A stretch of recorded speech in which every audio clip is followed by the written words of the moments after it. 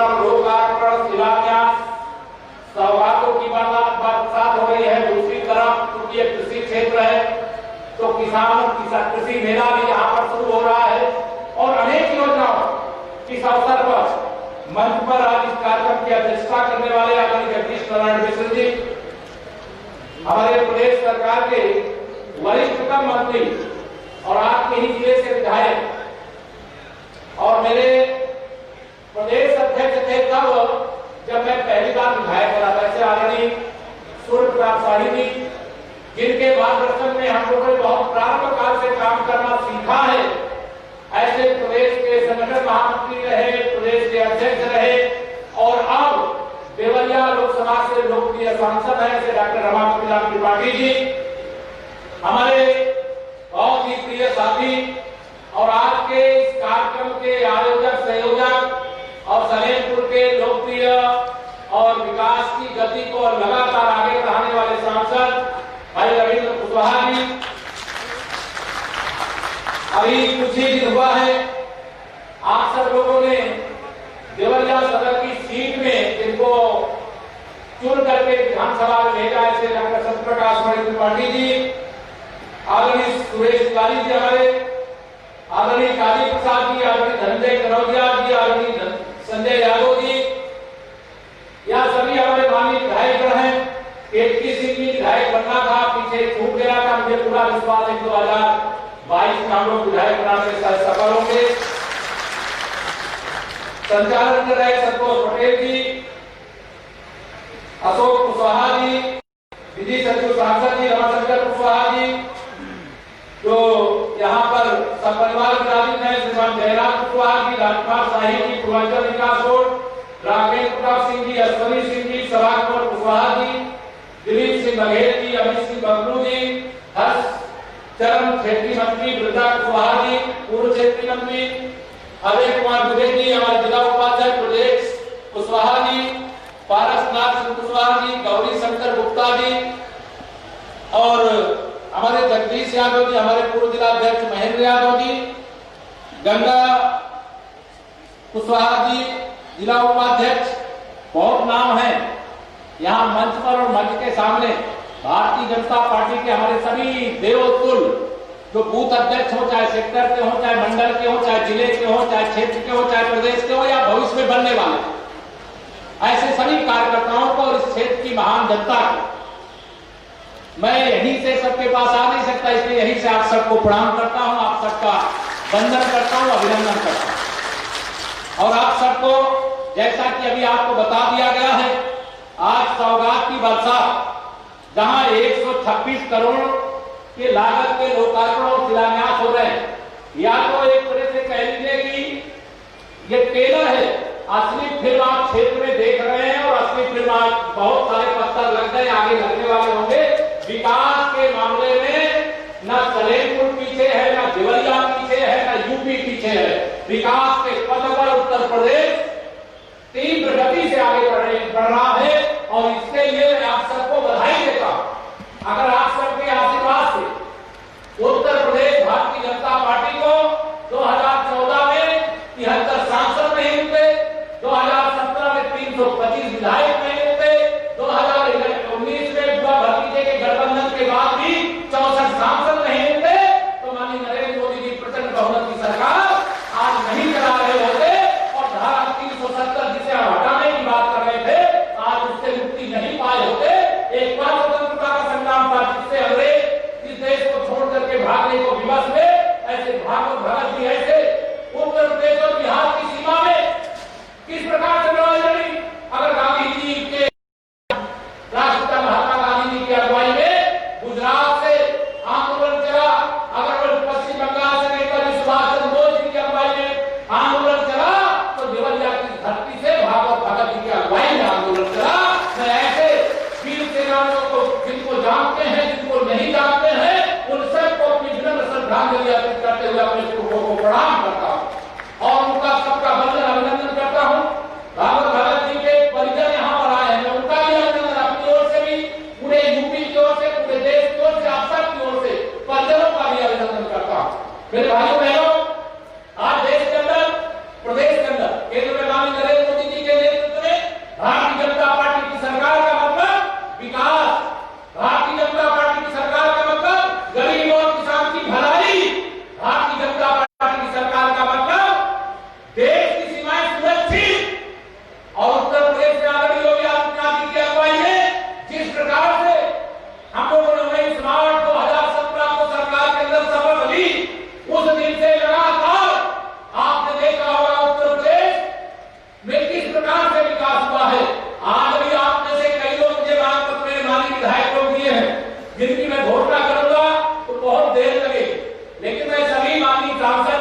विधायक जी सबको आश्वस्त करना चाहता हूं, आप सबको बताना चाह रहा हूं,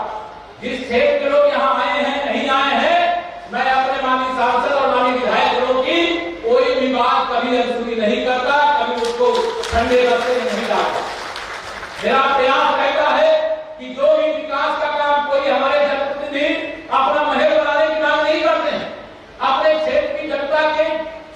जो सुविधाओं के अधिकारी हैं उनको सुविधा देने के लिए कोई सड़क बनाने की बात करेगा, कोई सेतु बनाने की बात करेगा, कोई कॉलेज बनाने की बात करेगा, कोई मेडिकल कॉलेज बनाने, कोई मेडिकल कॉलेज कहां पर आ गया, मेडिकल कॉलेज बनाने की बात करेगा। तो ऐसे तमाम काम है जिसका वर्णन करने की आवश्यकता नहीं है। लेकिन मैं आज यहाँ पर या जरूर आप सबसे पूछना भी चाहूंगा और कहना भी चाहूंगा, कोरोना संकट का भीषण संकट जब देश पर भी, प्रदेश पर भी, दुनिया पर भी था, गरीब आपके बेटे माननीय नरेंद्र मोदी जी के नेतृत्व वाली सरकार के माध्यम से प्रधानमंत्री गरीब कल्याण अन्न योजना के अंतर्गत क्या किसी को भूखे रहने दिया गया है? क्या फ्री में अन्न की सुविधा उपलब्ध हुई है कि नहीं हुई है? अगर नरेंद्र मोदी जी प्रधानमंत्री नहीं होते तो क्या आपको पता है कभी इस प्रकार की सुविधा आपको मिल पाती? क्या अभी किसानों की बात हमारे माननीय कृषि मंत्री जी कर रहे थे, आप किसानों के खाते में देश के अंदर, मेरे पास आंकड़ा है, अकेले देवरिया जनपद के अंदर कितना किसानों के खाते में सीधा पैसा जा चुका, 1 लाख करोड़ से अधिक की प्रधानमंत्री किसान सम्मान निधि किसानों के खाते में जा चुकी। और अगर ये सपा बसपा कांग्रेस वालों की सरकार होती तो इनका नियम तय है, इनका नियम पहले से बना हुआ है कि अगर हम 100 रुपया भेजेंगे तो 85 पैसे तो हमारे जो कमीशनदार हैं, दलाल हैं, हमारे जिनके पार्टी के जो गुंडे बंदे अपराधी हैं वो खाएंगे, केवल 15 रुपया आपको मिलता। लेकिन माननीय नरेंद्र मोदी जी ने ऐसी व्यवस्था तय कर दी कि दिल्ली से एक बटन दबाते हैं और सीधा आपके खाते में आपका जो पैसा है पहुंचाने का काम करते हैं। आप बताओ, अगर दिल्ली से 1 लाख करोड़ रुपए भेजा गया और वह 1 लाख करोड़ रुपया में से केवल आपको 15,000 करोड़ मिलता और 85,000 करोड़ रुपया ये सपा बसपा और कांग्रेस वालों के खाते में चला जाता, तो ये खुश होते कि नहीं खुश होते? और अगर इनके खाते में नहीं गया तो नाराज होंगे कि नहीं नाराज होंगे? तो किससे नाराज होंगे? मोदी जी से होंगे, योगी जी से होंगे, केशव प्रसाद से होंगे, या मंच में जो आपके माननीय सांसद विधायक कर बैठे हैं, मंत्री कर बैठे, उनसे नाराज होंगे। अब वह नाराजगी प्रकट करेंगे। लेकिन मैं लगातार कह रहा हूं, आज फिर निवेदन करके जा रहा, 2022 में जा रहा और 2022 में जब चुनाव आएगा या सब कोई गठबंधन करके आएंगे, कोई अलग अलग होकर के आएंगे, लेकिन मैं पूरे विश्वास से आज मैं गोरखपुर से सड़क मार्ग से आपके बीच में आया। मैं चाहता हूं जब भी आने का मौका मिले हेलीकॉप्टर से सीधे उतर जाना लगा, लेकिन सड़क मार्ग से आने के बाद लाखों की संख्या में कार्यकर्ताओं ने अलग अलग स्थानों पर सबके दर्शन हुए, सबसे भेंट हुई, मुझे व्यक्तिगत तौर से बहुत आनंद हुआ। एक शाम को बैठक अगर लखनऊ में नहीं होती तो मैं कोई जल्दीबाजी नहीं करता, मैं कहता नहीं मुझे आज देर तक आप सबके बीच में बात करना है, आप सबके बीच में बैठना है। लेकिन मैं यह सपा बसपा कांग्रेस की टिप्पणी को बताना चाहता हूं कि उत्तर प्रदेश के अंदर कोई साफ अगर नहीं दिखाई दे रहा है तो किसी अच्छे डॉक्टर से आप अपनी जांच करा दो,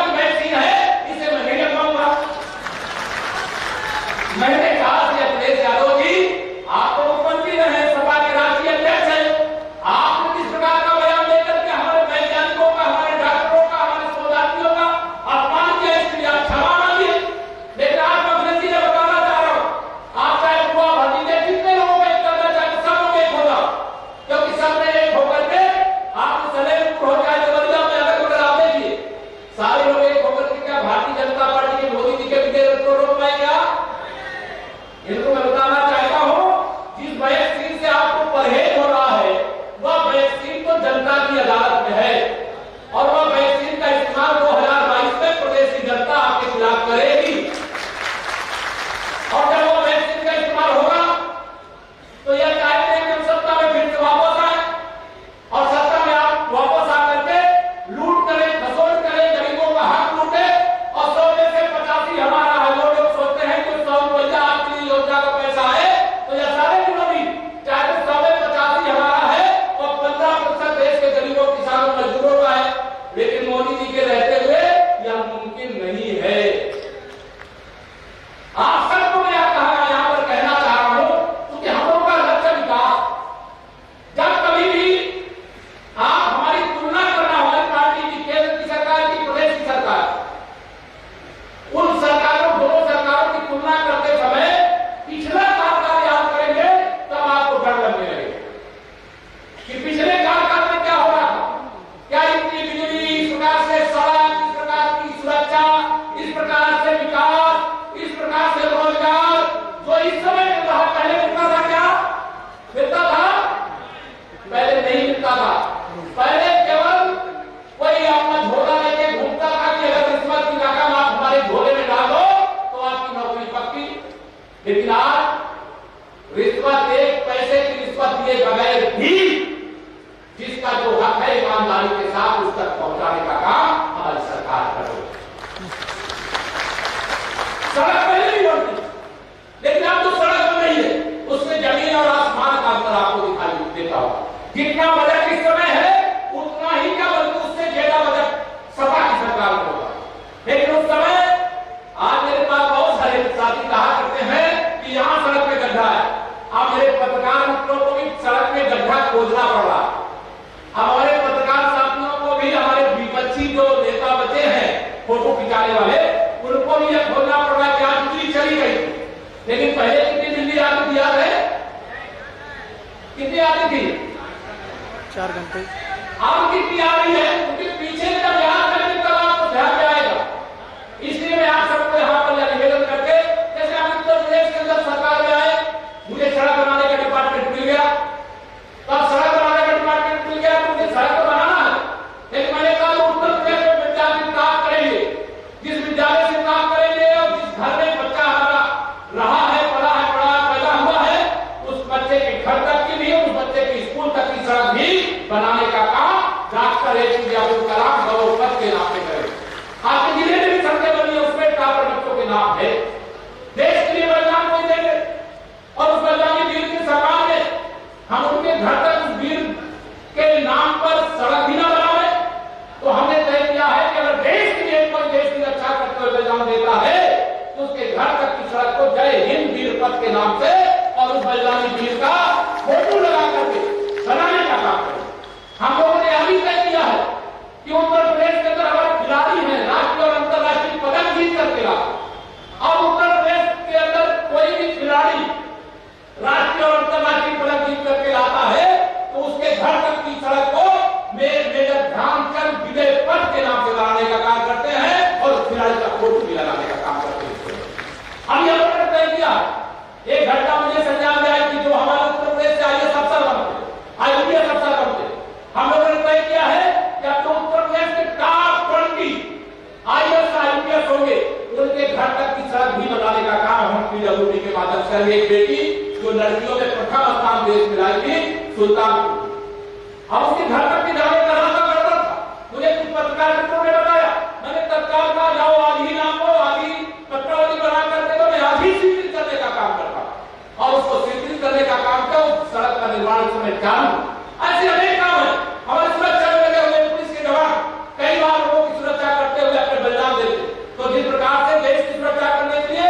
सेना के सम्मान में हम जय हिंद वीर पथ बनाते हैं, वैसे नागरिकों की सुरक्षा के लिए अगर कोई पुलिस का जवान या अधिकारी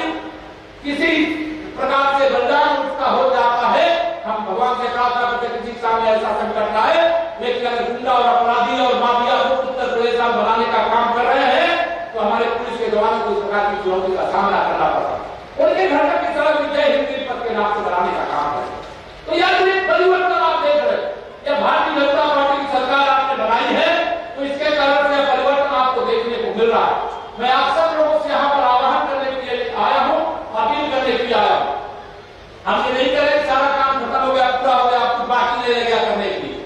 लेकिन आप भरोसा रखते हिसाब लगाइएगा, कहां सपा बसपा का 15 साल उत्तर प्रदेश के अंदर और कहां योगी जी के नेतृत्व में वाला 4 साल उत्तर प्रदेश में बीता, 1 साल पूरा काम करने के लिए बाकी है। और मैं यहां कह देता हूं, लोग कहते हैं अहंकार, मैं अहंकार बस नहीं, आप सबके आशीर्वाद और आप विश्वास के भरोसे कहता हूं, श्री अखिलेश यादव जी, आप चाहे जितना कर लो, चाहे आप राहुल जी को अपने साथ जोड़ लो, चाहे मायावती जी को जोड़ लो, चाहे आपके और जो परिचित रिश्ते और नाते जिनके साथ निकाल रहा हूं निकाल करके जोड़ लो, लेकिन अभी 25 साल तक तुम्हारा नंबर उत्तर प्रदेश में आने वाला नहीं है। मैं गलत तो नहीं बोल रहा हूं? तो उत्तर प्रदेश के अंदर भारतीय जनता पार्टी ने काम किया है, इसे जनता के आशीर्वाद से हम अधिकारी। ऐसी मेरी माताएं बहनें इतनी बड़ी संख्या में बैठी हैं जिनका प्रधानमंत्री जन धन योजना में खाता खुला था, हर मां बहन के खाते में नरेंद्र मोदी जी ने सीधे 500 रुपया महीना कोरोना काल में भेजा। प्रधानमंत्री उज्ज्वला योजना में जिनको गैस का कनेक्शन मिला था, उनके लिए निःशुल्क गैस के भरने का काम किया गया कोरोना काल में, और 9 महीना लगातार जो राशन लोगों को मिलता था, उस राशन के अलावा देश के प्रधानमंत्री जी ने कहा मेरा कोई देश के अंदर गरीब भूखा नहीं रहना चाहिए, जिसको राशन दुकान से लेकर के भोजन की व्यवस्था करनी पड़ती है उसकी व्यवस्था करें। मैं आप सबको भरोसा दिलाना चाहता हूं, अब इस देश के अंदर कोई अनाथ नहीं है, चाहे वो गरीब हो, चाहे किसान हो, चाहे मजदूर हो, चाहे माता बहन हो, चाहे मेरा नौजवान हो, रोजगार की भी बरसात हो रही है और विकास की भी शुरुआत जब से केंद्र में और प्रदेश में सरकार बनी है। यूपी के अंदर 4 साल का हिसाब लगाइए और 15 साल का सपा बसपा, और कांग्रेस का केंद्र में 60 साल का हिसाब लगाइए तो सपा बसपा की बैसाखी पर चलती, और मोदी जी के नेतृत्व में 6 साल का हिसाब लगाइए। उनके 60 साल में मोदी जी का 6 साल भारी है और इनके 15 साल में हमारा 4 साल भारी है, 4 साल भारी। और आपको अभी तय करके जाओ, जो अभी दिए मुझे लग रहा है कि कई 100 करोड़ के प्रस्ताव में दे दिए, लेकिन मैं आपको विश्वास दिलाना चाह रहा हूं, चाहे प्रस्ताव जितने भी बड़े होंगे, आपके आशीर्वाद से कोरोना के खिलाफ ही हमने राज्य के सांसद दिया है, किसी घोषणा कर दी है ना। अब वो भी 2 लेन नहीं चाहिए, 4 लेन की सड़क चाहिए। ये सलौनी नौतनवा गोरखपुर देवरिया बलिया राजमार्ग है, संख्या 1 है, इसका आगम भी पहले से तैयार करवा गया, नगर ये 261 का 62 करोड़ रुपया की लागत है। आप थोड़ा बहुत नहीं मानते हैं तो मैं ठीक है इसकी घोषणा करता हूं और अधिकारियों से चाहूंगा कि प्राथमिकता के आधार पर इसके आगे को तैयार करके और भेजने का काम करें। हमारे विधायक यहाँ पर संजय यादव जी लोकसभा के लिए लेकिन बलिया से हैं, 17 दिन में 18 दिन में महाभारत जीता गया, 17 दिन में विधानसभा का चुनाव जीते। उन्होंने भी कुछ प्रस्ताव दिए हैं, हमारे कालीचरण जी ने भी दिया है, कनौजिया जी ने भी दिया है, और हमारे आदरणीय हमारे तो दोनों वरिष्ठ नेता हैं जिनके मार्गदर्शन में मुझे काम करने का मौका मिला है, चाहे आदरणीय डॉक्टर रमापत राम की पार्टी की जो लोकप्रिय सांसद हैं वो देवरिया के, और चाहे हमारे माननीय कृषि मंत्री जी पथर लेवा के विधायक हैं और आपके जिले के निवासी हैं, प्रदेश के दोनों हमारे वरिष्ठ नेता हैं। तो आपके यहाँ तो कोई भी बकाया कुछ किसी प्रकार से रख ही नहीं सकता। तो मैं यह विश्वास दिलाता हूँ कि मेरा विभाग और सरकार के सभी विभागों के माध्यम से कुछ ना कुछ अच्छा से अच्छा हो, और अच्छा तो हो रहा है, हम केवल भाषण से ना महसूस करें, आप स्वयं अपनी आंखों से देख करके महसूस करें। मैं जानता हूं कि सपा बसपा कांग्रेस के लोगों को आंख की जांच कराने की आवश्यकता है, आपकी आंखें ठीक है, आप सब प्रकार से निष्पक्षता से देख सकते हैं, और मुझे लगता है कि आप संतुष्ट हैं हमारे 4 साल के काम से, संतुष्ट हो कि नहीं संतुष्ट हो? ये मुझसे पिछली बार कहलवाए थे, मैं वो प्रक्रिया आगे बढ़ नहीं पाई, लेकिन अभी मुझे बता रहे कि जिलाधिकारी यहाँ के अनुकूल हैं, अच्छे अफसर हैं, उनकी पूरी टीम अच्छी है, और भागवत भगत जी एक ऐसे स्वतंत्रता संग्राम सेनानी जो कितनी विपरीत परिस्थिति में देश के लिए योगदान दिए हैं। तो अब जो इंटर कॉलेज है वह यहाँ पर उनकी स्मृति में उनके नाम से बनना चाहिए। इसके लिए मैं व्यक्तिगत तौर से बात करके सर्वोच्च प्राथमिकता के आधार पर यहाँ पर वह विद्यालय बने, और भी जो अच्छे काम हो सकते हैं वह काम हम करेंगे, क्योंकि आगे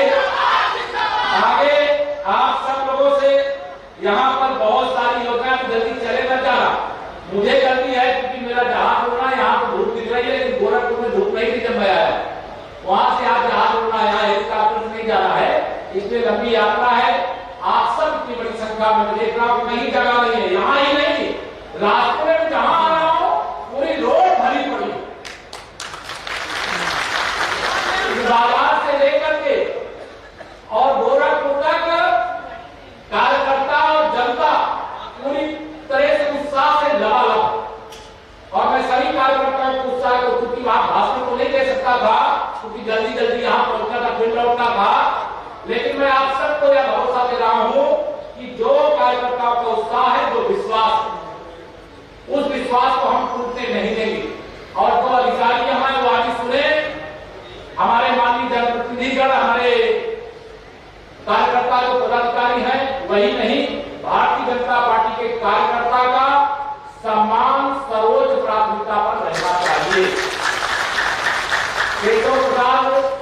डिप्टी सीएम जरूर बन गया है, लेकिन मैं अपने आप को कार्यकर्ता ही मानता हूं और कोई भी जिले के अंदर में जाता हूं, मैं बात बहुत स्पष्टता से कहा हूं और आज ही कह रहा हूं, मेरा सम्मान उसी में है जिसमें मेरे कार्यकर्ताओं का सम्मान है, मेरे पार्टी के पदाधिकारियों का सम्मान है, मेरे जनप्रतिनिधियों का सम्मान है, मेरे जनता जनार्दन का सम्मान। इसलिए इसमें कोई कमी, कोई अधिकारी हो चाहे कोई कर्मचारी, ऐसी कोई कमी नहीं रखेंगे, ऐसा मैं भरोसा रखता हूं। और कोई कमी रखेंगे तो सबके पास आजकल मेरा, मैं देख रहा हूं,